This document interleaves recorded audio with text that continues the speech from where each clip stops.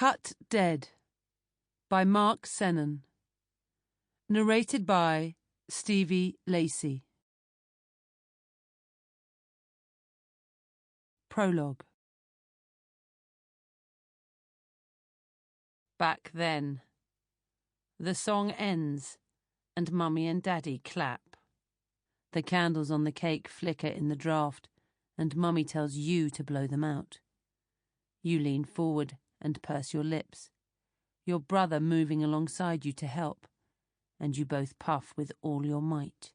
1, 2, 3, 4, 5, 6. All out. The room plunges into darkness, and you feel a sudden fear. "Lights on," Mummy says, and Daddy switches the light on and marches forward, the big knife in his hand, the blade shiny, sharp, ready for cutting. The big knife lives in the kitchen, stuck to the wall above the cooker by magic. At least, that's what Daddy calls it.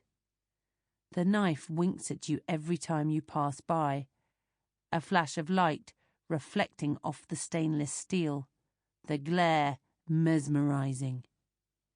You don't like being in the kitchen alone with the knife, especially not at night, because that's when the big knife talks to you. "I am temptation," it says.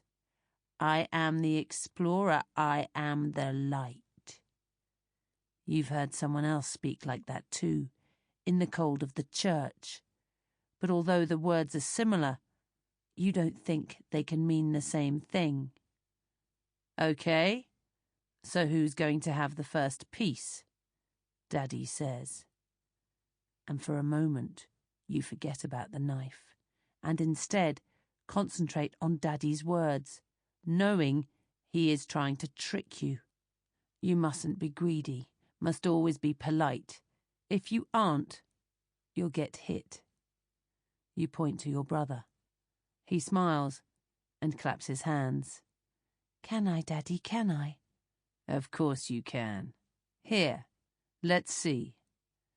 Daddy takes the knife and rests it on the white icing, using his other hand to push the blade down into the cake. He cuts again, and then slides the knife under the cake and withdraws the slice. He stops. Doesn't give the piece to your brother after all. Daddy frowns. The inside doesn't look right.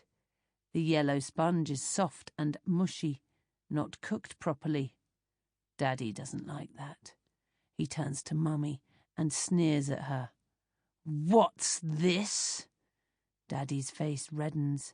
"I'm out working all day, and you can't prepare a cake on this, of all days, our special day. What do you think, boys?" "Naughty Mummy, bad Mummy, naughty Mummy, bad Mummy." You and your brother start the chant your daddy has taught you. You hate singing the words, but if you don't, there'll be trouble. There's been a lot of trouble in recent months, because Daddy's changed in some way. You don't understand why, but you wonder if it's your fault, something you've done. Yes, boys, naughty Mummy. Daddy steps forward and slaps Mummy in the face. She raises her hand, but it's too late. The blow catches her and knocks her sideways. Then Daddy has her by the hair. He is dragging her out of the room into the hall, pulling her up the stairs. Mummy is screaming and Daddy is shouting. They are upstairs now, the door to their bedroom slamming shut. You know what's going on up there, because once you peeked through the keyhole. Daddy is doing something to Mummy, and she doesn't like it.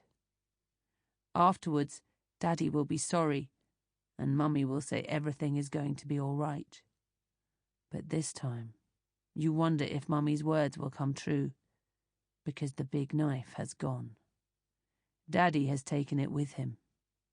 You wonder how you will be able to cut the cake without it, but then you remember the cake is bad. Your brother is crying, and you tell him to pull himself together. You whisper the words Mummy says about everything being okay, but even as you say them, you know they are. Sample complete. Ready to continue?